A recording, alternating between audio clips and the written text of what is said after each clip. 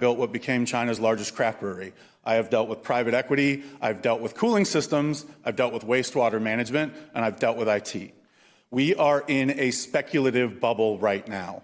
The reason why we need to build so many data centers yesterday is because there is a race to be early in the IPO before these companies and before the retail investors in America realize that there's no there.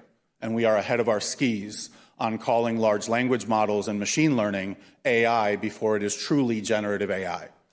And so when we look at how private equity firms are backing property developers to build data centers to then sell to Meta, Alphabet, Anthropic, OpenAI, xAI, what we're doing is we're selling our children's birthright and we're giving away the bathwater, the baby with the bathwater, instead of demanding guarantees that these companies will even be here in 10 years.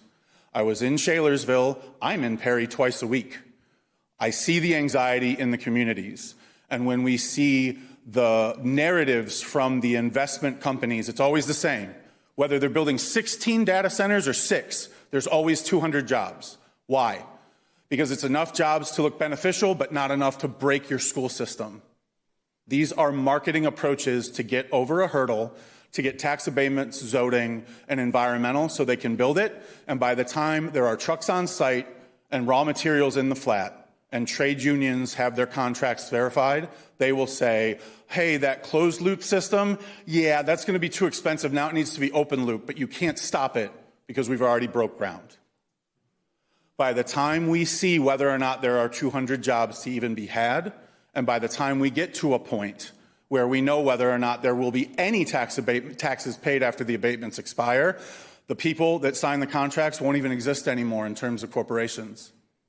We don't even know if this industry will exist. When there's a minute, can you just go like this? I'm looking right at you. And so what we need to do is figure out a way to do a registered capital bond that is required statewide, that's a collaborative between the state, the county, and whatever municipality is hosting these, where if you're going to tell us there are 200 jobs, what are those salaries total times 10 for 10 years? That money goes in a bond on day one. That way, if you collapse, at least the community and those municipalities have some form of capital to repair the blight that is left behind when this industry either collapses or shrinks the way all speculative bubbles do.